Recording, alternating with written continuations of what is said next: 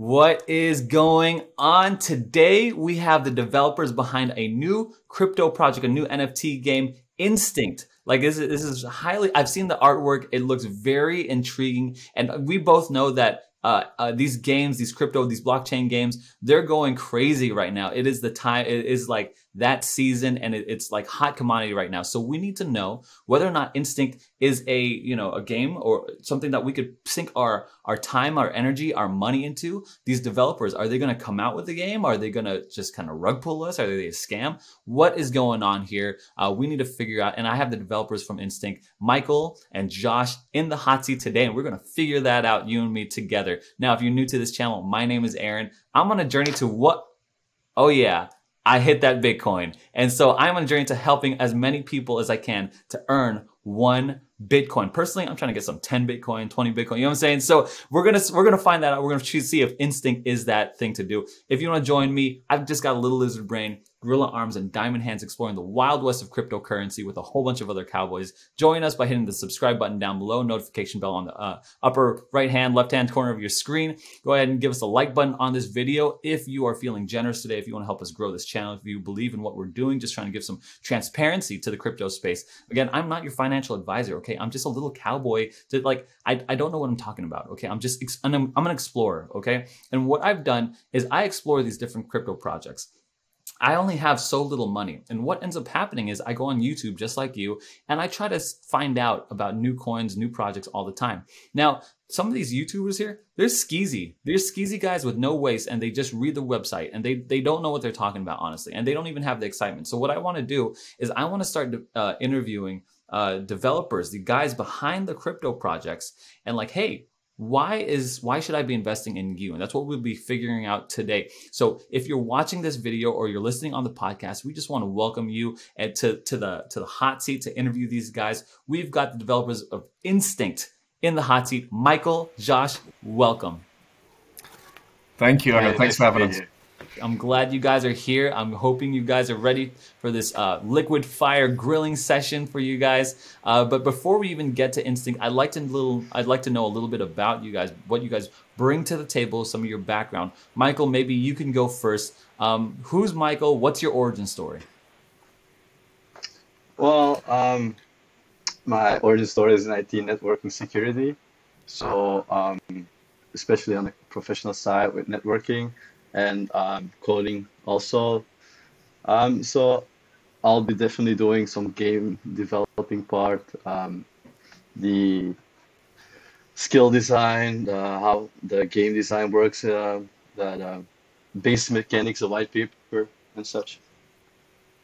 Awesome. That's so you come with a IT background, security, and then you're going to be working on the game dev part. I mean, I'm deep into like gaming, so I'm interested in hearing what Instinct brings to the table. All right, Josh, my man, I've talked to you before, but for those of us who don't know who you are, please give us a quick rundown of who you are. Hi, Aaron. Yeah, it's good to be back, man. It feels like a long time ago. I know it was only sort of 2.5 months since our last video, but you know, in the crypto world, time just like, I don't know, it just 2 months feels like 2 years, right? It feels like there's so much that happens. Crypto never sleeps, does it? So yeah, I mean, yeah. Just a recap. So I start from humble beginnings. I worked my father's business in import export. Sales, marketing, dealing with customers, that kind of thing. Always had a love for games, anime, anything kind of nerdy. That was me behind the scenes. Launched Saiyan Inu 3 months ago, about 3.5 months ago, maybe now. That was an amazing journey for me and Michael. Michael's with me from day zero. We've been through everything you could possibly imagine in launching a token. So. It's really exciting to be back, to be honest. I'm really glad that I'm here and have the opportunity to work again on Instinct. Awesome. Awesome. Yeah, like I'm like you, man. I was into anime. I was into all the nerdy stuff. I don't know about you, but I had like little nerdy friends during lunch. We would play these games and stuff like that. Yeah, So for sure, I am man. right in the pocket with you, man. But tell me about Instinct. What is Instinct about? What's going on here? You shared with me some artwork. We're going to go through that. Tell me about a little bit about what Instinct is all about. Right, so where do I start, right? um, so basically, I should probably start at the beginning with when we launched Say Inu and what our goal was when we first launched Say Inu, as it ties into where we are now. So the kind of the goal, I don't know if you remember with our first podcast, but the goal was to end up launching an NFT game based on kind of the Dragon Ball franchise, etc. As we moved through that, we kind of felt really kind of restricted to where we could go with it. And, at the end of the day, it was never going to be our own idea, right? It was already someone else's, Copyright. someone else's brainchild, right?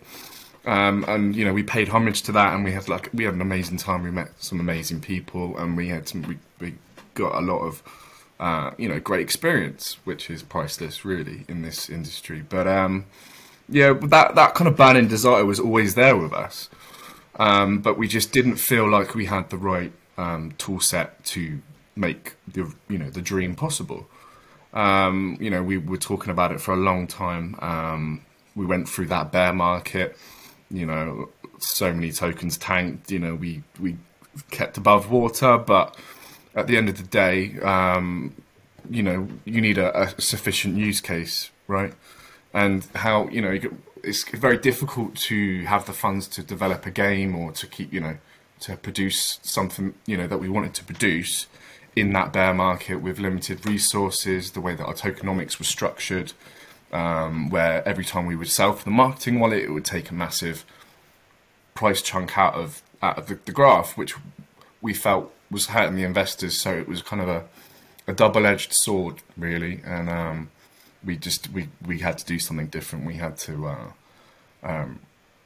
evolve the idea and create something that was sustainable, that we could really have a future with, and that's where I get onto how Instinct was brought about. So maybe to recap that journey, you launched Saiyan Inu, and it was an awesome journey and an awesome success, and you learned a ton of stuff from it. Riding through some of the worst bear trends right now that in recent, I'm new to the game, so I'm sure there was much worse back in the day in crypto, but this last bear run wrecked a whole bunch of people. But you still kept the goal of having an NFT game alive, and that's always been the goal since the beginning. And it's just that you were kind of walled in by the franchise, the copyright stuff, because it was someone else's idea, like you said. And now here we come to Instinct, which is completely yours. Yeah, that's it. All ours. And do you know what? It just makes you feel, and I'm sure Michael's the same, our team, we're just so proud of what we've done already. We haven't launched yet, but honestly, the stuff that we've pulled together, the backstory, the lore, the world map, the factions that fight each other, the factions that like each other, it's just I can't. When you're a kid and you've got that imagination and you're just closing your eyes and you're just thinking of random stuff, we actually get to do that. So this is like a childhood dream then for you. Yeah, it really is. That's awesome. Things that we think in our heads, we get to bring to reality, and you get to see those, and sometimes they're better than what you can imagine. And it's just every second of every day, it's just amazing. This awesome. New adventure. So tell me about Instinct. What's it all about? What's the storyline? What's going on with it? So basically, what it is a realm that we've created called Zadara, and there are 7 factions in this world at the moment. It's more of a realm, but there's going to be plenty more later on. But let's just get the launch done first. So basically what it is, it's set it's like a fantasy medieval kind of setting. There's, there's many different factions. You've got a royal empire. You've got the swamps with, you've got the lizards and all kinds of weird and nasty things in there. You've got the Dead Sands, which is a very strong influence from the ancient Egypt, the Egyptians, with our own kind of twist and play on that. You've got the forest people, they live in the forests, spirit animals, and in touch with nature. You've got pirates flying through the skies. What did you say, Michael? The dwarves. The dwarves, of course. How could I forget the dwarves? You've got the dwarves and the summits on their mountains, crafting and forging. So basically, the premise of the story is that there is an ancient power, and that power is called instinct. And thousands of years ago, there was a great war between all of the factions, and instinct was used as a weapon in that. And what happened is they ended up pretty much wiping each other all out through it, and the instinct died. And now, fast forward a couple of thousand years, the instinct's been brought back. So it's this newfound power, but also people have heard the stories and the folklore of what has happened before, right? So I'm just kind of telling it the best I can. Like, we've got like a really nice story written, and I'm probably butchering it right now. Sure, but, no, I get it. There's so much that goes into it. So tell me, is it like a, what is this like a? I'm guessing it's not a first-person shooter. It's looking like an MMORPG, right? Well, it's what it is. It's a trading card game. Right? Oh, it's a trading card game. It's a trading card game, but we are going that extra mile that people can connect with that trading card game. Because I don't really feel like it's been done before. You see, with a lot of trading card games, you've got Yu-Gi-Oh, right? Which they had an anime series on, which kind of helped. Gotcha. Get so people okay, into so the you're looking at PvP then. You're looking at Absolutely. players versus players. Yeah. So I'm guessing that, let's see, it's gonna operate something like Hearthstone. Is that about correct? So that's one of our influences. Michael's not the biggest fan of Hearthstone. I can see him going like this in the background. It's only the biggest card game right now. It's the biggest. It's a great game. I love Hearthstone. Yeah, to be honest. it's not a bad game, but it's not the influence I took. Actually, it's more the influence of Yu-Gi-Oh. Okay. Like Yu-Gi-Oh. So it's more closer to Yu-Gi-Oh. Yeah, I love Yu-Gi-Oh, dude. Don't tell me about Jinzo, Pot of Greed, Monster Reborn, Raigeki. Don't tell me about the staples in here. Okay, so a lot of inspiration came from Yu-Gi-Oh. So your goal then is to create a trading card game, fantasy that involves like these 7 different factions, and then to like encapsulate it with a rich story, like Yu-Gi-Oh, basically. Yeah, for sure. And it's gonna, will it operate like Hearthstone? Like, will there be an app and you'll be playing on it and stuff like that? Like the operations, not the gameplay. How am I playing? So it's how I see it is. It's kind of, I mean, Glitch will tell you, Michael. Sorry, will tell you that I push Hearthstone on him a lot. I love it. The simplicity behind it, I love, but. It is a very simple game. At the end of the day, it's built for, mainly for casual, and there's really not that much sort of end tier gameplay. Okay. So our goal was to bridge that gap between casual play and hardcore players, and create something that appeases both people, right? So, although Hearthstone isn't at the basis of influence behind it, we've also taken a lot from it in the sense of how easy it is for people to jump into that game. So would it be closer to like Magic then in regards of gameplay? Magic was also a big influence in it as well. Michael will probably tell you more about the mechanics. Or just straight up Yu-Gi-Oh, like life points it's down. It's a combination, to be honest. Okay. There will be like the energy consumption in like Hearthstone, so that'll be the same, but it'll be more used for skill wise instead of summoning.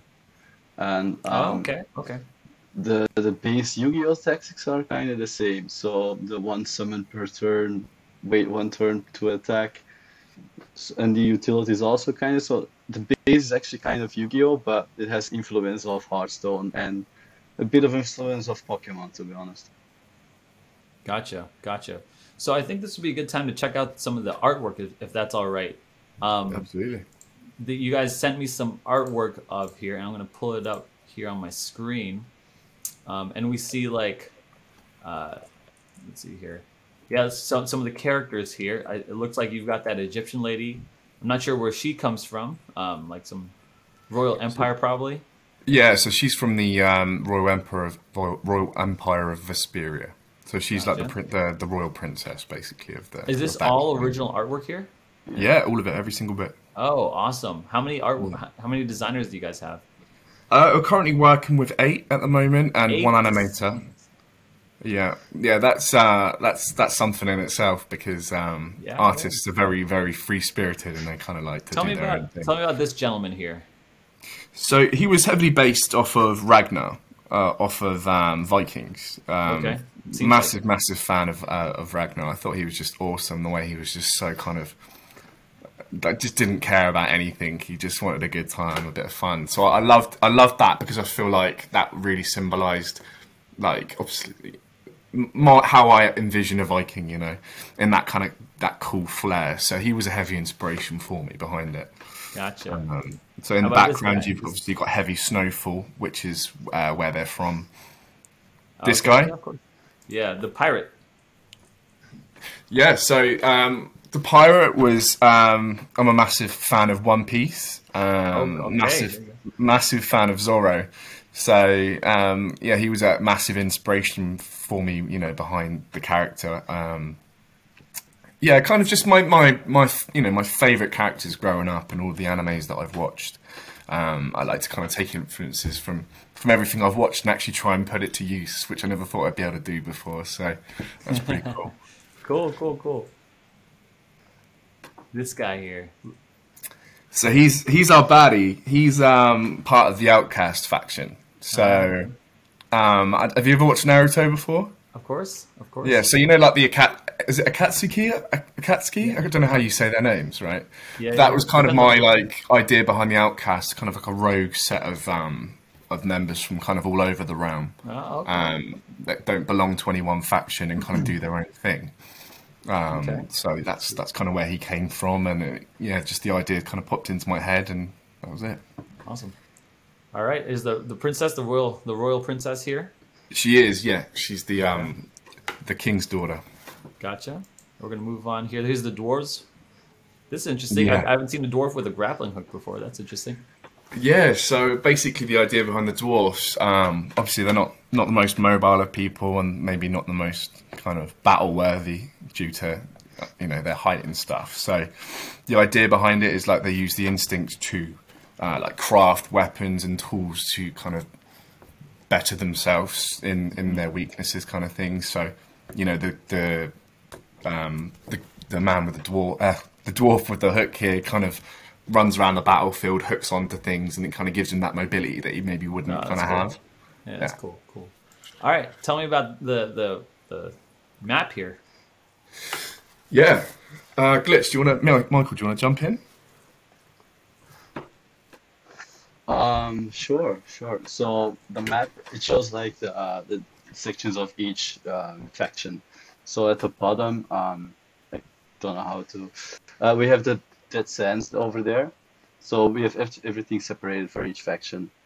The green part is the Attica Forest, where the nature faction lives. Then north of there will be like our Ragnar factions, let's say. And left of those would be the Dwarven faction. And then we have left of the forest is the royal faction of Vesparia.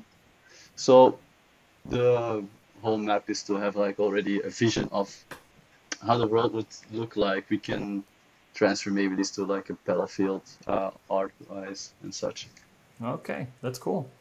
So, help me to understand something here. Then, I'm getting a grasp of like where the inspiration of these characters come from, how the world is coming together. What? How is this different from these other crypto games, these other blockchain games out there?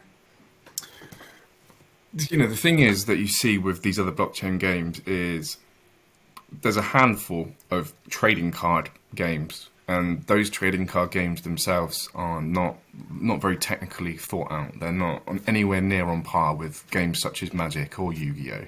Or I see maybe a Hearthstone clone coming out, which I won't mention names for, but which I'm sure will be great. But we're not here to copy another game. We want to make our own game. We want to make our own name in this industry. And of course, you're going to have influence by games you play. That's just how it is. You grow up with certain things, the things you like. But if you look at these blockchain games, a lot of them are collecting dragons or collecting pets and battling them, and it's very kind of, how I would say, kind of like 2D. Kind of, it's just kind of click and do this and do that and have different colors, and that's cool. If someone wants to do that, then in the end, it's not fun anymore. Go on, Michael. It's just, in the end, it won't be fun anymore. It's just clicking and spending your time just to click and click more, not playing. Actually, it's just working more than playing the game. That's it. And it's also the fact is that with a lot of these games, it's pay. It really is pay to play. And I know we're so familiar with pay to play now, we just accept it, right? It's just it is what it is. Well, yeah. And the game developers, it doesn't affect it that much. It does. Like, the people with the most money get the most stuff and probably have an edge in battles and stuff. But that's not where we're going with this. Of course, there will be things that you can buy. You'll be able to buy card packs and things like that, which can help you, but you'll also be able to earn those card packs by playing the game. What our method is pay to earn, not pay to play. So we want people to be able to earn money while playing the game, and people who get good at the game will be able to earn more and more money as time goes on. That's always been one of the most intriguing things about it, right? It's like on a blockchain gaming, NFT gaming, you can literally earn money. You can literally, people are literally earning a living playing these games and enjoying it and having fun and strategizing. And so I'm guessing, like you said, that's where you're headed towards here. You're headed towards a way that, hey, you're going to enjoy this game. You're going to like it. It's going to be an amazing story to envelop yourself into, but you're also going to be able to play and earn, and you're not going to be priced out of the market by some whales coming in and buying up a whole bunch of overpowered cards or whatever. Well, this is the thing, isn't it? Because although people can play to earn, and although there are people making a lot of money in it, what you find now is that you are, in a sense, priced out of a lot of these games. And I'm not going to name any specific game, but if someone like me or you were to jump into this now, we would be at a massive disadvantage. You'd still be able to play, but because it's PvP. Some of these people have $50,000 worth in cards and stuff. Our goal is to make a game that at any point anyone can jump in and still have a chance against the best, and that's so important to competition, and that is the true nature of what I would call sport, and I would call esports a real sport, because they are. Yeah. That's where we want to be different. We want Aaron in a year decides he wants to play Instinct, he can jump in and he can play it. He can learn that in a day or two, and he can battle with the best if he's good enough, if he's got the ability, right? Awesome. Yeah. So, tell me what's happening. You said in a year someone could jump in and play. What's going to happen with the roadmap here?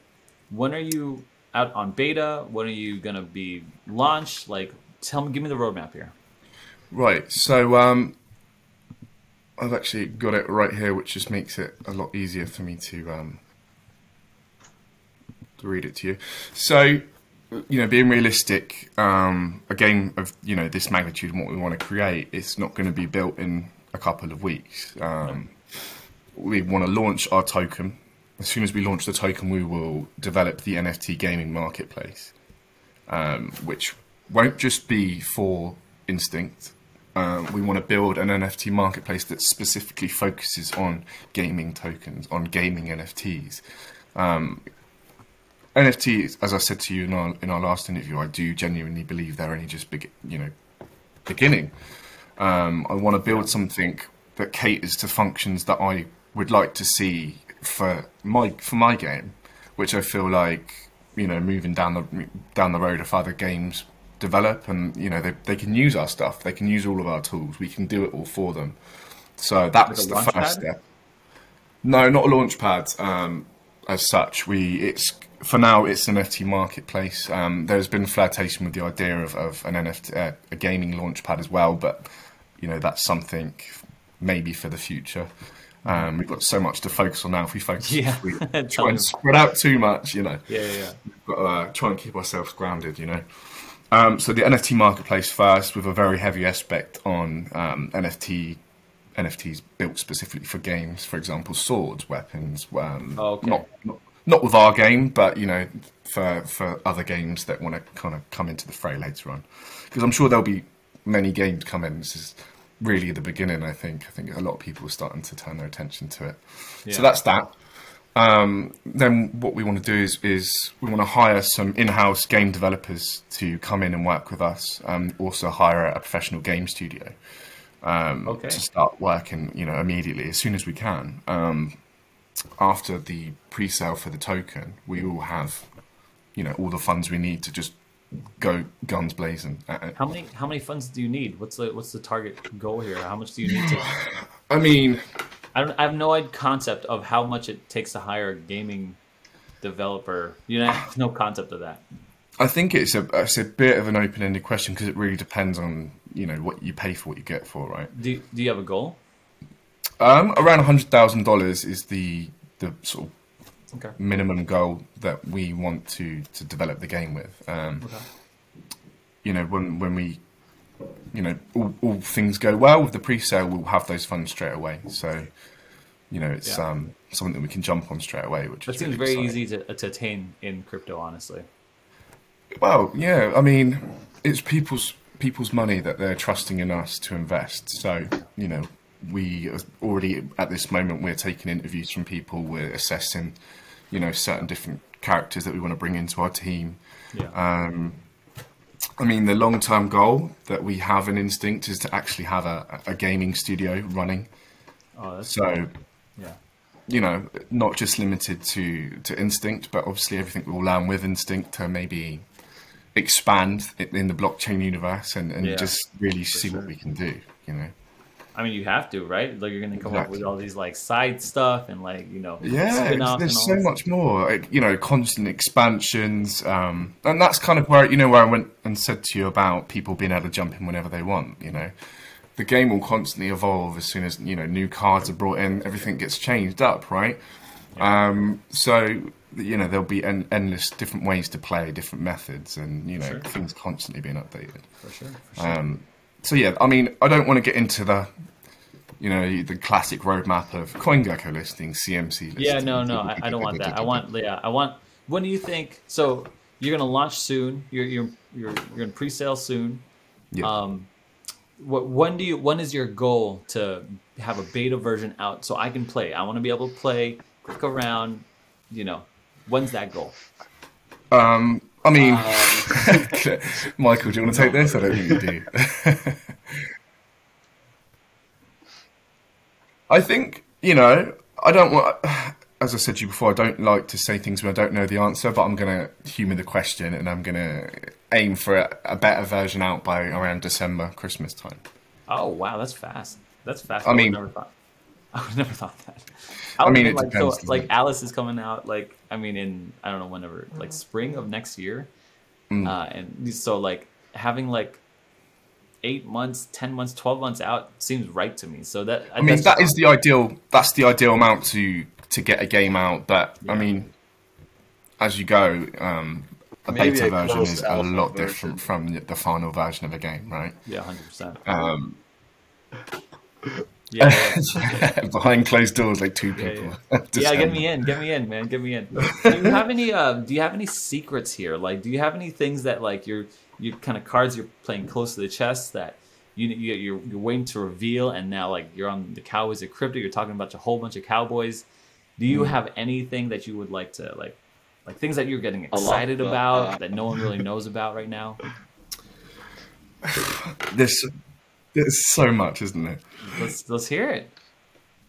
Well, it's just, the fact is that we're building a game from scratch, and we get to do every single thing that we want to do. Put that imagination to work. It's going to be just the fact of creating a world beforehand, creating a backstory, some lore, actual small short stories written already. Like it's just, I mean, it sounds stupid. No, that's awesome.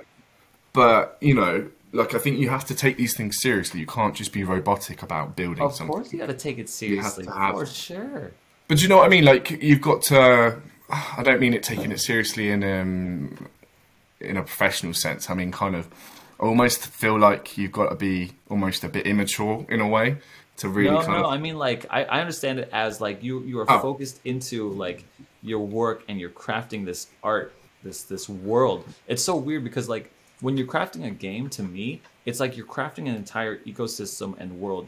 You're crafting how the economy works. You're crafting how the weather works, how social dynamics work, how interpolitics work between these nations, and then personal relationships between characters and stuff like that. So, and then like cause and effect relationships. And then you're not just into lore, right? That's just lore.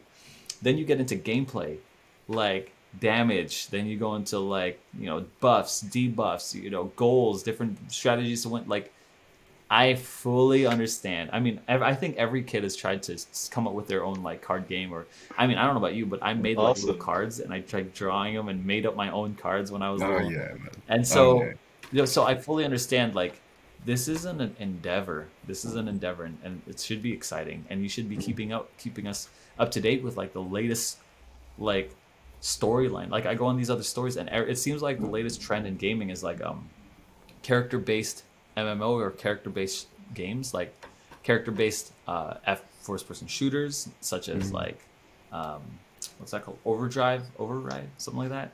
Oh yeah. I can't remember the name. Either way, I know exactly what Overwatch. Overwatch, that's it. Yeah. Or like, you know, like you learn about the characters and then you play them. So like, you know, and that's what people like that, you know, they wear this stuff, and you know, I like getting into that. I like being invested into characters. So it's just, I think that's natural. So yeah, when you take it seriously, I like to hear that from a developer. Yeah, we take our art seriously, and you should. And I respect you for that, and I applaud you for that, honestly. I really don't think enough people do. Honestly, I see games with incredible code structures and really, really subpar art, and it just kind of makes me think like, why would you cut that corner? No way. It's the visual component of it. I know. You've done the hard work. I mean, I'm not saying imagination in itself, it can be challenging to some people. I get that, but like, yeah, you know, we are so kind of militant on everything has to be perfect. We're not going to. Let me ask you a meta question here. What is your take on gaming right now in blockchain? Where's its place? Where's it gonna go? I think I think it could be the future of gaming, like the entire future of how games are. Like, I'm not talking, you know, the games how they are at the moment. I'm talking everything. I'm talking about microtransactions. I'm talking about Call of Duty, things like that. Like all of these. Like, honestly, it's the best way to store, you know, non-tangible data. Everything is there. It's just. Yeah. No one quite knows how to use it yet, really, and people are just starting to tap into that now. I just think MMOs, like MMOs, like all the classic ones, you know, RuneScape, World of Warcraft, etc. You know, these items that people have are worth money. People spend hours and hours a day grinding to get these items, right? You know, if that item can be coded into an NFT style, and you're able to export that and sell that or transfer that, etc., it makes perfect sense, to be honest. Could you imagine to be able to trade something between two games? You know, jeez, like if you're like in the very beginning, an NFT red Santa hat, you know what I'm saying, or like a blue mask, or like if you're at the beginning of one of these games, right? Like say a game comes out and you're just the very beginning, and then that game stands the test of time. Let's say 5 years, right? That's a long time for a game. Yeah. That those NFTs earn you so much money. Good. I know. Like, people are looking at those like, whoa, you've got the cowboy hat. You know what I'm saying? Like, so and I love that stuff. I love that lore about it. You know, it's like aura. So I mean, I absolutely love it. I don't know. It just always captures that bit of the imagination, doesn't it? And I think, you know, as you get older, you kind of expected to grow up and kind of not do that stuff anymore. And no, I think it's rubbish. I think obviously keep a nice balance, keep a healthy balance. Don't game 24/7. You know. Sure. But it's that spark of imagination and adventure in someone, and what you're doing is you're channeling that energy, and you place it into a coin, and you place it into a game, and now you're trying to share that with people. So I fully get it. I fully get it. And I hope if you're listening to this or watching this video or listening to this podcast, you make your decision. Like I think Josh is right on. I think that the future of gaming is going to be shaped, especially with these loot boxes that are always in games, and these things that people are grinding for, these items that they're going to want to share that. They're going to want to capitalize on it for sure. At least this will be an integrate, like as soon as Activision starts coming in and Blizzard starts coming in and starts developing games on blockchain. It's going to be mad. It's going to be a madhouse. It's only a matter of time, Aaron. Honestly, it's only a matter of time. I literally, in my head, I do not see a way that doesn't happen. It has to. Right. And what I think is going to happen is they're going to start trying to buy up market share. They're going to try to get people who are already in this space. They're going to be like, okay, what do you know? What do you know?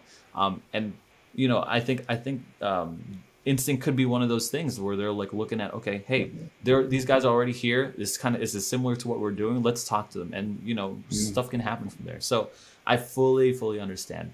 Look, I'm gonna ask you one last question here, and before I do, I'm gonna just wind down this video. Here's the question: there's a whole bunch of NFT games out there. Why should I be excited about Instinct? All right, why should I be excited about Instinct? Okay, so before you do that. Look, guys, make your own decision. I'm not your financial advisor. This is never financial advice. Okay, I'm literally bringing to you. You guys asked for it. This is more coins on pre-sale. This is what you guys wanted, and we all know Josh, trustable, likable guy, and he's spearheading this project along with Michael in what will be one of the hottest niche spaces in the crypto industry. So I think you guys should really check out their stuff. Links are going to be in the description. Website is still underway. The art is still underway. So a lot of stuff is still coming. But you know, I mean, like, check out the description, check out their channel, you know, join the saloon, all of the above. All right, guys. Yeah, Michael, probably you first. Why in a host full of games, like there's a whole bunch of NFT games, why should I be excited about Instinct? Why should I invest in Instinct? Well, we want to be revolutionary. Like most games that are pretty popular these days are pretty hard to get into because they're expensive, and we want to make it viable for everybody to get in at a certain point, any point, and we will have our exciting lore that will portray in our skills, in our cards and such. The whole combination is so amazing. It's going to be a whole new world of joy. Yeah, so you're saying basically it's built for anyone, and you won't get priced out by like these other games that are like heavily pricing people out of it, and you'll be able to play to earn just like anyone else. Yeah, I mean, I'm with you that these other games, they're like $300 to buy a little fur ball. You know what I mean? Like I'm not going to spend one BNB on a thing that I don't even.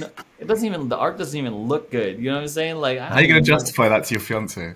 I can't do that. You can't, right? I can't do it. You're gonna take one B&B from me for this? No, sir. No, Josh, tell me. Other than the reason of you know, it's for everyone, and we're not gonna be priced out. Why should I be excited? Why should I be investing in Instinct? Because we're gonna make the best game on blockchain you've ever seen. Like, I'm so confident in that, and you know. Who knows? I might be a meme in 2 years. But like honest to God, if the people that we have behind us, you know, the love that Michael has for trading card games, just the sheer knowledge Michael has for trading card games, you know, he's not going to say that to you now, but you know, this guy lives, breathes, loves it, knows every little aspect of what it is that is going to make a game good. And me going through his white paper and reading it, I'm just like, wow. Like, I love trading card games, but I'm maybe more of a casual, right? But you know, the stuff that it just feels like a game that should have been around already, and it's like, why is it not? And you know, let's make that game. Let's make it a reality.